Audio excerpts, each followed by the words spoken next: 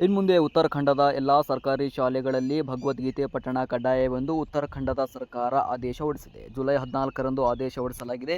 ಎಲ್ಲ ಸರ್ಕಾರಿ ಶಾಲೆಗಳಲ್ಲಿ ಬೆಳಗ್ಗೆ ಭಗವದ್ಗೀತೆಯ ಶ್ಲೋಕಗಳನ್ನು ವಿದ್ಯಾರ್ಥಿಗಳು ಪಠಿಸಬೇಕೆಂದು ನಿರ್ದೇಶನ ನೀಡಲಾಗಿದೆ. ದಿನವೂ ಒಂದು ಶ್ಲೋಕವನ್ನು ಪಠಿಸುವುದಷ್ಟೇ ಅಲ್ಲದೆ ಒಂದು ಶ್ಲೋಕವನ್ನು ವಾರದ ಶ್ಲೋಕವೆಂದು ಘೋಷಿಸಿ ಅದರ ಅರ್ಥದೊಂದಿಗೆ ನೋಟಿಸ್ ಬೋರ್ಡ್ನಲ್ಲಿ ಬರೆಯುವಂತೆ ಕೇಳಲಾಗಿದೆ.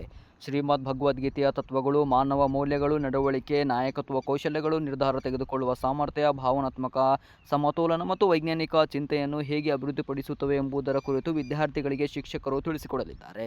ರಾಷ್ಟ್ರೀಯ ಶಿಕ್ಷಣ ನೀತಿ 2020ರ ಅಡಿಯಲ್ಲಿ ವಿದ್ಯಾರ್ಥಿಗಳಿಗೆ ಭಾರತೀಯ ಸಂಪ್ರದಾಯ ಮತ್ತು ಜ್ಞಾನ ವ್ಯವಸ್ಥೆಯ ಆಧಾರದ ಜೊತೆಗೆ ವಿವಿಧ ವಿಷಯಗಳನ್ನು ಕಲಿಸಲಾಗುವುದು ಎಂದು ಶಿಕ್ಷಣ ನಿರ್ದೇಶಕ ಡಾಕ್ಟರ್ ಮುಕುಲ್ ಕುಮಾರ್ ಸತಿ ಹೇಳಿದ್ದಾರೆ. ಇದಕ್ಕೂ ಮೊದಲು ಉತ್ತರಾಖಂಡದಲ್ಲಿ ರಾಜ್ಯ ಪಠ್ಯಕ್ರಮಕ್ಕೆ ಸಂಬಂಧಿಸಿದಂತೆ ಮೇ 6ರಂದು ನಡೆದ ಸಭೆಯಲ್ಲಿ ಮುಖ್ಯಮಂತ್ರಿ ಪುಷ್ಕರ್ ಸಿಂಗ್ ಧಾಮಿ ಅವರು ಶ್ರೀಮದ್ ಭಗವದ್ಗೀತೆ ಮತ್ತು ರಾಮಾಯಣವನ್ನು ಅದರಲ್ಲೇ ಸೇರಿಸಲು ಸೂಚನೆಗಳನ್ನು ನೀಡಿದರು.